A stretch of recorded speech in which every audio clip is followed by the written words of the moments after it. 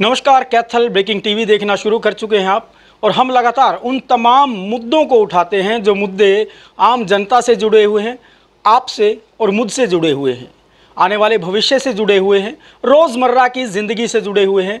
और इसी क्रम में आज हम कैथल के सिल्वर ओक स्कूल में पहुंचे हैं और बातचीत करेंगे यहाँ पर जो कुछ दिन पहले की एक वीडियो जारी हुई थी। उस वीडियो में क्या आपको समझ में आया वो आप जानते हैं, लेकिन उसकी सच्चाई हम जानने पहुंचे हैं कि आखिर वजह क्या थी, क्यों ऐसा हुआ और उसके पीछे क्या कुछ राज है या कुछ कारण है।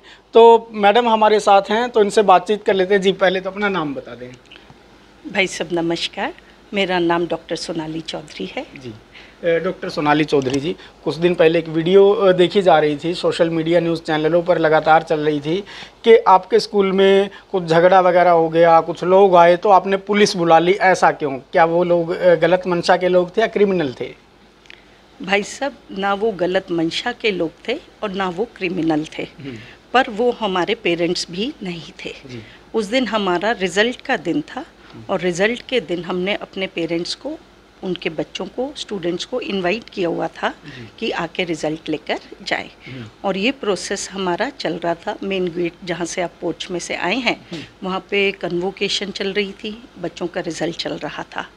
पर ऐसे में ही अचानक पेरेंट्स वेलफेयर एसोसिएशन कह रहे हैं या उनको पेरेंट्स स्टूडेंट वेलफेयर एसोसिएशन, उस एसोसिएशन के कुछ लोग एक ग्रुप बनाकर वॉचमैन को धक्का देकर ज़बरदस्ती उस पोर्च में से अंदर स्कूल के एंटर हुए। उनके साथ कुछ पत्रकार भी थे और उन्होंने उस कार्यक्रम को ध्वस्त करने की कोशिश करी। जब वो लोगों का समूह आप बिना विजिटर रजिस्टर में अपने साइन किए अंदर आते हैं तो उसको हम ट्रेसपासिंग कहते हैं। यदि कोई भी स्कूल में और पेरेंट्स में मतभेद था, पेरेंट्स कुछ जानना चाहते थे तो वो स्कूल में आके बात कर सकते हैं।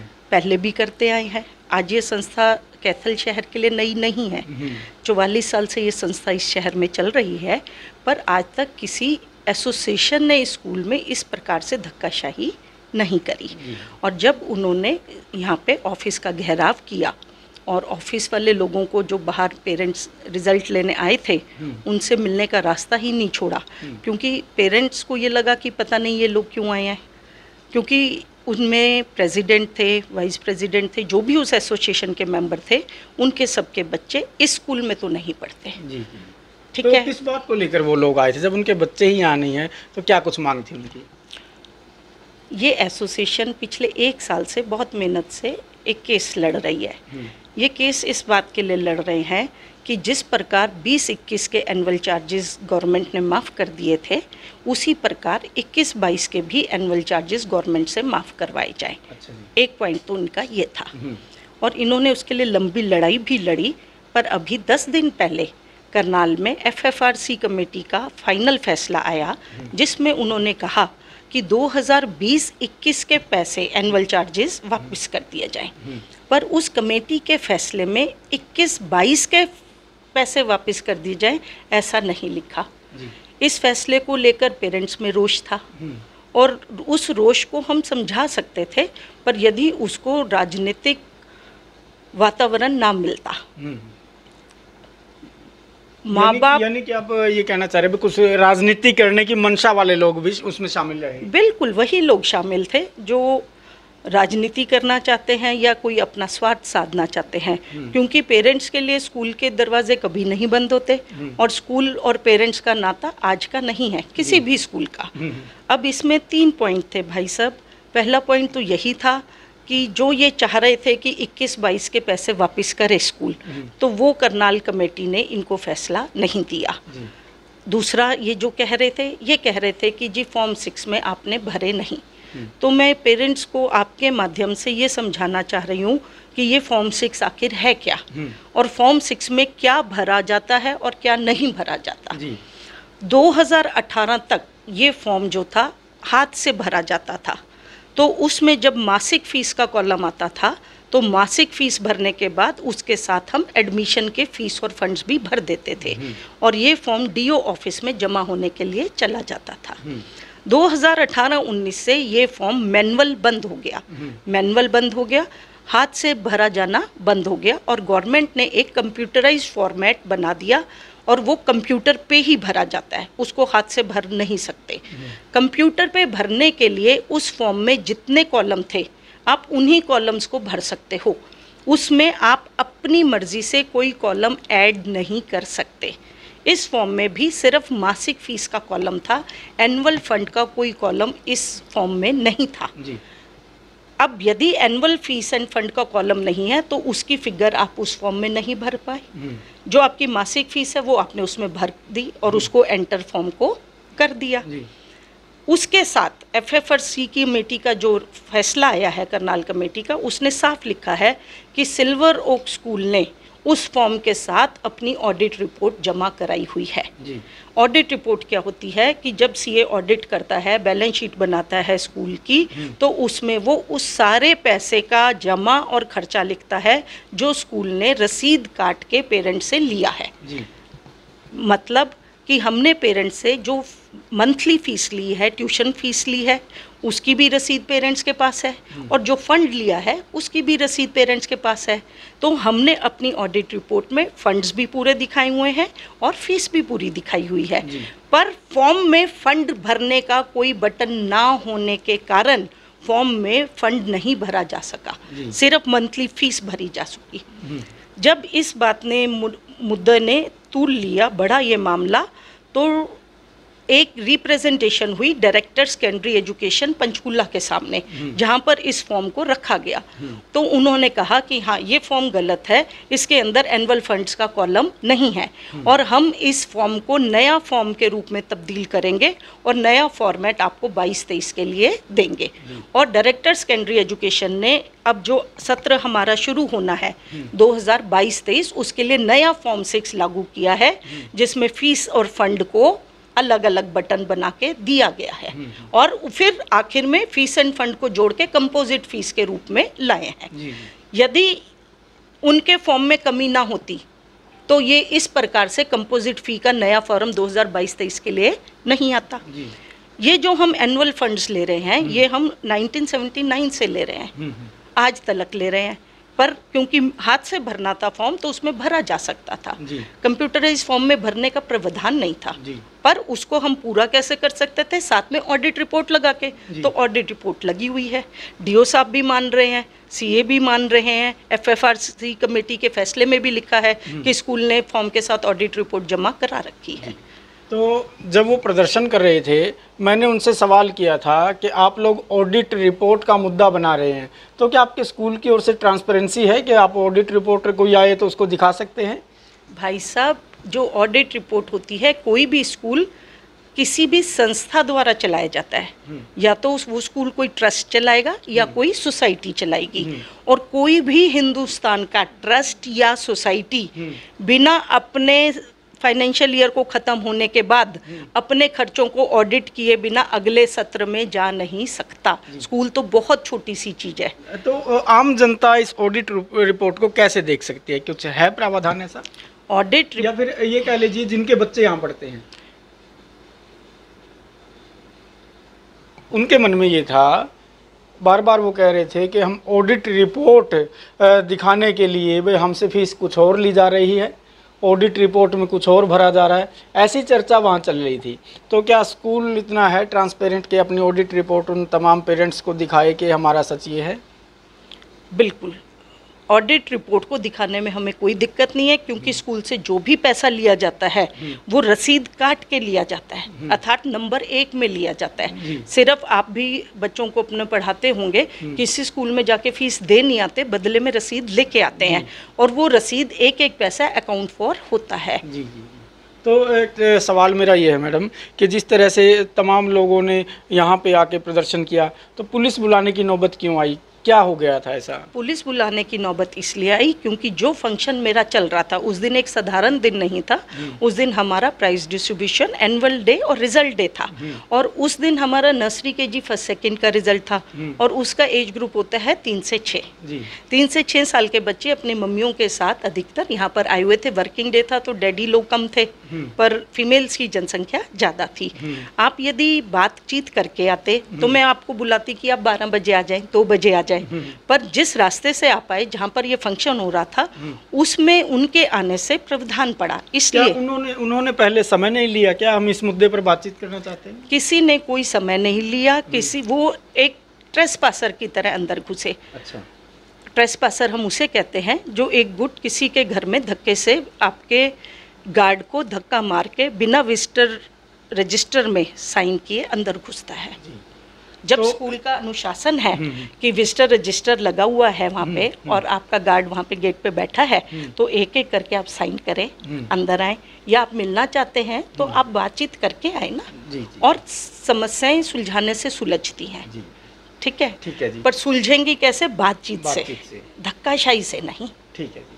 तो जिस तरह आप मेरी हर खबर देखते हैं, इस विषय को मैं और सरल बना दूं आपको। जब कोई किसी व्यक्ति के घर जाता है तो या तो बेल बजाता है या उससे पूछ कर जाता है। ये इनका कहने का भावार्थ ये है कि ना तो उन लोगों ने मुझसे पहले वार्तालाप किया कि हम इस मुद्दे पर बातचीत करना चाहते हैं, ये कह रही हैं। इस बातचीत को आप समझने की कोशिश कीजिए और अपने विवेक से समझिए कि इसका अर्थ क्या हुआ। तो मैडम, मैंने उनसे एक सवाल पूछा था कि आप लोग फ़ीस क्यों नहीं भरना चाहते, तो उन्होंने कहा कि हम फ़ीस तो देना चाहते हैं पर नाजायज़ नहीं। तो मैंने कहा जी, नाजायज़ का पैमाना क्या है आपके अनुसार? नाजायज़ फ़ीस क्यों ले रहे हैं आप और क्या है वो? आपका सवाल बहुत बढ़िया है। पहले तो यही देखना चाहेंगे, क्योंकि कुछ चीज़ें हैं जो दिल को भी छूती हैं। स्कूल नाजायज़ फ़ीस ले रहा है, कोई भी स्कूल, मेरे स्कूल की बात नहीं कर रहे, पर ये शब्द किसी भी स्कूल के साथ अच्छा नहीं लगता।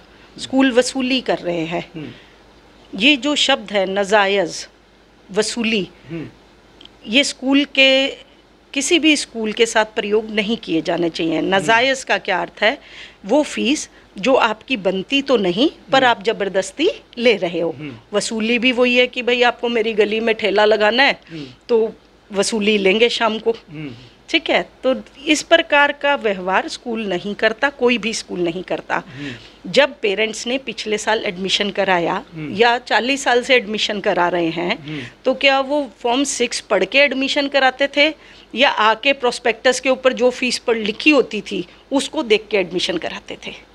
बहुत छोटा सा सवाल है कि आप लोग किसी भी स्कूल में एडमिशन कराने जाते हैं तो वहाँ पे एडमिशन काउंटर पे आप पूछते हैं फीस कितनी, तो वो बोलते हैं जी सामने बोर्ड पे लिखी हुई है या प्रोस्पेक्टस में लिखी हुई है, या आप उनसे पूछते हैं कि आप फॉर्म 6 की एक कॉपी दो, जरा फॉर्म 6 में दिखाओ। आप सब ने फॉर्म 6 में देखकर नहीं, एडमिशन काउंटर पे पूछ के लिखा है और एडमिशन की स्लिप में लिखा हुआ है कि एडमिशन 21-22 का कितना है। उसके बावजूद आप अपनी एडमिशन करा के गए हो, आपने पूरा साल अपने बच्चे पढ़ाए हैं। अब साल के आखिर में यदि आप कह रहे हो कि जी वो नाजायज़ थी, तो ये नाजायज़ और जायज़ का फैसला साल शुरू होने पर होना चाहिए या साल ख़त्म होने पर होना चाहिए? ठीक है जी। यदि वो नाजायज़ थी तो उसी वक्त नहीं लेते एडमिशन, और यदि जायज़ थी तो जैसे 42 साल से आप दे रहे हैं दे देते जी। एक और बात मैं कहना चाहूँगी यहाँ पे, जो थोड़ा लोगों को गुमराह किया जा रहा है और कंसेप्ट क्लियर नहीं कर रहे लोग, मुझे नहीं पता कि किस प्रकार से मापदंड है उनका। हरियाणा सरकार में 2 प्रकार के स्कूल चल रहे हैं, एक है एडेड स्कूल, एक है अनएडेड स्कूल। एडेड स्कूल वो होते हैं जिनमें गवर्नमेंट ही टीचर्स रखती है और टीचर्स की तनख्वाह गवर्नमेंट के द्वारा दी जाती है। अनएडेड स्कूल वो होते हैं जो प्राइवेट स्कूल है जिन्होंने अपने खर्चे स्वयं निकालने होते हैं। जो एडेड स्कूल हैं उसके लिए, एडेड स्कूलों के लिए प्रावधान है कि वो कोई भी फंड नहीं ले सकते। क्यों नहीं ले सकते? क्योंकि उनका सारा खर्चा गवर्नमेंट वहन कर रही है ऑलरेडी। वो सिर्फ 2-4 रुपए स्पोर्ट्स फंड या रेड क्रॉस सोसाइटी का फंड ले सकते हैं, इसके अलावा नहीं ले सकते। पर ये प्रावधान है सिर्फ एडेड स्कूल्स के लिए। जो अनएडेड है, प्राइवेट है, जिनको अपने खर्चे निकालने हैं, उसके लिए हरियाणा एजुकेशन एक्ट में लिखा गया है कि जी आप कौन कौन से फंड कितनी मात्रा में ले सकते हैं। पर अब इतनी डीपली और उनको नहीं बताया जाता, सिर्फ ये बताया जाता है कि ये फंड नहीं ले सकते, 10 रुपये स्पोर्ट्स फंड, 10 रुपये रेड क्रॉस फंड ले सकते हैं। अरे भाई आप ठीक कह रहे हो, पर कौन से स्कूल ले सकते हैं सिर्फ 10 रुपये का फंड? जो एडेड हैं, जिनको गवर्नमेंट से एड आ रही है, जिनकी सैलरी टीचर्स की, प्रिंसिपल की गवर्नमेंट दे रही है, ना कि प्राइवेट प्राइवेट स्कूलों को हरियाणा गवर्नमेंट बोलती है कि आप अपने फंड्स ले सकते हो, पर उसका ब्यौरा फॉर्म 6 में आप दे दो। और इस बार 2022-23 से जो फॉर्म आया है उसने हर चीज़ बिल्कुल साफ सुथरी कर दी है। उन्होंने फंड्स और फीस को मिला के कंपोजिट फीस में बदल दिया है। उसमें आपके फंड्स भी आ गए और आपकी फीस भी आ गई। टोटल जो हुआ उसको 12 से तकसीम कर दिया और पर मंथ आप उतनी फीस ले सकते हो। और दूसरा रूल जो गवर्नमेंट ने बनाया है वो ये बनाया है कि कोई भी स्कूल 10% से ज़्यादा बढ़ोतरी नहीं कर सकेगा इस कंपोजिट फीस में। मैंने यदि किसी स्कूल की फीस इस साल 4,000 रुपये महीना है तो अगले साल 4400 से ज़्यादा नहीं ले सकता। यदि वो 4400 से ज़्यादा लेने की कोशिश करेगा तो जब वो फॉर्म 6 एंटर करेगा वो एंटर ही नहीं होता। गवर्नमेंट का सॉफ्टवेयर ऐसा बना दिया है फॉर्म 6 का गवर्नमेंट ने कि 10% से ज़्यादा बढ़ोतरी होने पे आपका वो फॉर्म सबमिट ही नहीं होगा। यदि 10% से कम बढ़ोतरी करोगे तो ही सिर्फ फॉर्म सबमिट हो पाएगा। ठीक है जी। तो मैडम एक सवाल और मेरा है, ये पर्सनल, और सवाल मेरा ये है कि क्या कोई ऐसा प्रावधान नहीं होना चाहिए कि शिक्षा सभी के लिए समान हो जाए? क्योंकि अब जो स्कूलों की चकाचौंध है उसमें आमतौर पर हर पेरेंट्स ये चाहता है कि मेरा भी बच्चा इसमें पढ़े, लेकिन आर्थिक परिस्थितियां ऐसी हो जाती हैं कि वो नहीं पढ़ा पाते। क्या कोई ऐसा प्रावधान हो सकता है या फिर सरकार कर सकती है ऐसा प्रावधान कि शिक्षा सभी के लिए अच्छी और कम खर्चे में हो जाए? मैंने एजुकेशन मिनिस्टर को भी बहुत बार फ़ोन किया, मैंने चीफ मिनिस्टर साहब को भी एक आम आदमी की तरह बहुत बार कांटेक्ट करने की कोशिश की, क्योंकि मेरे दिमाग में 3-4 ऐसे आइडिया थे जो 3-4-10 साल से हिचकोले ले रहे थे, जिनको यदि सरकार इम्प्लीमेंटेशन करे तो अरविंद केजरीवाल जी के दिल्ली के स्कूल तो उसके आगे कुछ भी ना रह जाए। अब सवाल ये है कि एक आम आदमी के दिमाग में यदि कोई आइडियाज़ आते हैं तो उसको राजनीति वाले लोगों तक, जो ये मिनिस्टर्स हैं, चीफ मिनिस्टर्स हैं, वहाँ तक पहुँचाना ही कोई सुलभ कार्य नहीं है। चाहे उनके पीए तक भी आप फ़ोन करके बोल दो कि जी सिर्फ 2 मिनट की भी अपॉइंटमेंट दिला दी जाए, पर एक अदना से आम आदमी को तो अपॉइंटमेंट मिलती नहीं। अब मेरे वो 2-3 आइडियाज़ क्या थे, बहुत अच्छा आपने ऐसा सवाल किया जो कि मैं आपके माध्यम से शेयर कर सकती हूँ। शायद इसमें से कोई आइडिया ऊपर तक पहुंच जाए। हम पहले सिर्फ छोटे लेवल की बात करते हैं, हरियाणा की और देश की तो बाद में करेंगे। मैं सिर्फ अपने ज़िले पे, जिसकी मैं रहने वाली हूँ, कैथल ज़िले की बात करती हूँ। कैथल ज़िले में हुड्डा के 4 या 5 सेक्टर हैं, 19 सेक्टर, 20 सेक्टर, 18 सेक्टर, 21 सेक्टर। हर सेक्टर में गवर्नमेंट के प्लॉट्स पड़े हैं। 19 सेक्टर में जो गवर्नमेंट का प्लॉट पड़ा है स्कूल के लिए 4 एकड़ का, उसकी रिजर्व प्राइस है 22 करोड़। रिजर्व प्राइस यदि 22 करोड़ है तो उसको जो व्यक्ति छुड़ाएगा वो कैसे आम आदमी को शिक्षा देने की बात करेगा? सिर्फ प्लॉट की कीमत है रिजर्व्ड 22 करोड़। जब वो 22 करोड़ से बोली शुरू होगी तो कहाँ पे तो खत्म होगी, और जो उसको उठाएगा वो उसके ऊपर और बिल्डिंग बनाएगा ट्रस्ट सोसाइटी, तो कहाँ नो प्रॉफिट नो लॉस की बात रह जाएगी। वो 22 करोड़ रुपया वो क्यों खर्चेगा वहाँ पे? नहीं खर्चेगा। तो ऐसा ही एक स्कूल नहीं है और एक प्लॉट नहीं है, हरियाणा में ढेरों हुड्डा के प्लॉट्स पड़े हैं जिनको ना कोई उठा रहा और ना कोई बना रहा। जब नए एजुकेशन स्कूल्स बनेंगे ही नहीं गवर्नमेंट के, और वो घिसे पिटे पुराने मॉडल के ही गवर्नमेंट स्कूल्स बने हुए हैं जिनमें कि आज जो भी आदमी थोड़ा सा समर्थ है तो अपना बच्चा नहीं भेजना चाहता, नए मॉडल के स्कूल क्यों नहीं बन सकते? गवर्नमेंट हमसे 22 करोड़ रुपया मांगती है कि 19 सेक्टर का ये प्लॉट ऑक्शन में ले लो, और 22 से तो शुरू है, ठीक है। गवर्नमेंट उस पे बिल्डिंग बना के 5-4 करोड़ रुपए की उसको मॉडर्न गवर्नमेंट स्कूल क्यों नहीं बनाती?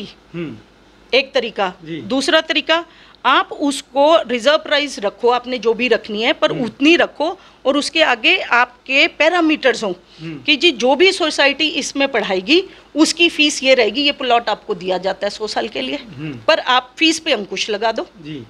ठीक है ना, खर्चे निकालने हैं सोसाइटी को वहाँ से। मान लो आपके टीचर्स का पे बिल आता है 10 लाख रुपए और 10 लाख रुपए आपके अन्य खर्चे हैं, 20 लाख रुपए महीने का खर्चा है आपका। तो जो सोसाइटी उस स्कूल को उठाएगी वो उसमें से सिर्फ 20 लाख रुपए महीने तक का ही निकालेगी। क्यों? क्योंकि आपको वो 22 करोड़ रुपए का जो प्लॉट है वो सरकार ने आपको स्कूल चलाने के लिए मुफ्त दिया है। एक प्लॉट, हरियाणा सरकार के पास बहुत सारे प्लॉट हैं, पर उनके पास शायद समय नहीं है कि वो इस एंगल पे जाके देखें।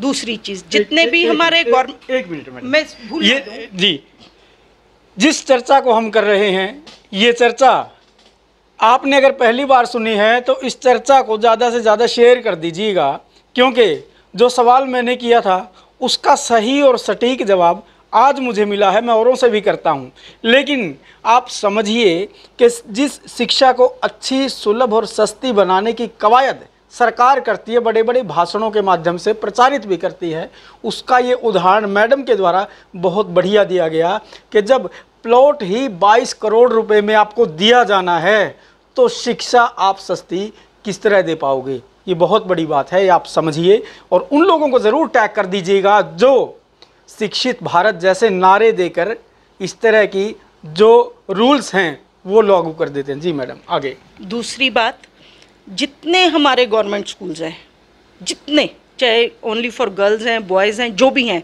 सब प्राइम लोकेशंस पे हैं जी। सबके अंदर बिल्डिंग की हालत खस्ता है जी। मैं जब यहाँ से दिल्ली का सफ़र करती हूँ और पुंडरी के आगे से निकलती हूँ, बड़े बड़े गवर्नमेंट स्कूल्स हैं पर उनकी चार दीवारी भी नहीं है।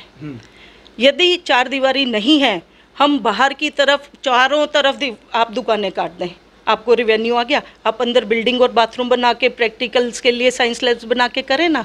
गवर्नमेंट से कोई फंडिंग नहीं चाहिए, गवर्नमेंट का एक पैसा नहीं चाहिए, पर जो चीज़ें पड़ी हैं उनको तो सही उपयोग कर लो। जब हमारे घर पे कोई कर्जा चल जाता है, हमारे आर्थिक हालात कम हो जाते हैं, तो हम भी तो बड़ा प्लॉट बेच के छोटे घर में चले जाते हैं, ठीक है, या घर में कोई अपना कारोबार कर लेते हैं, दुकान बेच देते हैं, खर्चा चलाते हैं किसी प्रकार। बजट बनाना इसी को तो कहते हैं। तो स्कूलों में ये जो बजट पास होते हैं, ये सब मेरी समझ में नहीं आते। मुझे बजट ये समझ आता है कि भाई ये मेरा गवर्नमेंट स्कूल का 2.5 एकड़ का प्लॉट है, इसकी बिल्डिंग बनाने के लिए मेरे को 40 लाख रुपया चाहिए ताकि ये मॉडर्न स्ट्रक्चर आ जाए। क्योंकि गवर्नमेंट स्कूल में टीचर्स की, प्रिंसिपल की कोई कमी नहीं है, एक से एक कैलिबर है। वहाँ कमी किस चीज़ की है? सिर्फ इंफ्रास्ट्रक्चर की। इंफ्रास्ट्रक्चर गवर्नमेंट दे नहीं सकती क्योंकि पैसे नहीं है, ना दो, जो जमीन है उसी में से इंफ्रास्ट्रक्चर पैदा करने की ताकत हम रखते हैं। पर सुनो तो सही, कैसे पैदा हो सकता है? हो सकता है, और मासिक आय भी बन सकती है। उस मासिक आय से आपके जो खर्चे गवर्नमेंट नहीं दे रही, मान लो गवर्नमेंट ने आपको 20 टीचर दे रखे हैं और 6 टीचर की आपकी जगह खाली जा रही है, जो आपने दुकानें किराए पे चढ़ाई के उससे पैसा लगा के 6 टीचर पूरे नहीं कर सकते? क्या आप 30 और 1 की रेशो में नहीं पढ़ा सकते? स्टूडेंट टीचर पढ़ा सकते हो, पर पढ़ाना चाहते नहीं हो। आप हर गवर्नमेंट स्कूल का पुनर्जीर्णोद्वार, रिकंस्ट्रक्शन कर सकते हो बिना एक भी पैसा सरकारी खर्च से निकाले हुए, उसी वहीं से, उसी ज़मीन से, पर कर नहीं रहे हो, करना नहीं चाह रहे हो, क्योंकि शायद पढ़ाई लिखाई आपको पसंद नहीं है। क्योंकि पढ़ने वाले लोग फिर बहुत सी चीज़ें और भी समझने लग जाते हैं और वो राजनीति समझने लग जाते हैं। तो जिन मुद्दों पर हमने चर्चा की है, उन मुद्दों को आप किस तरह देखते हैं?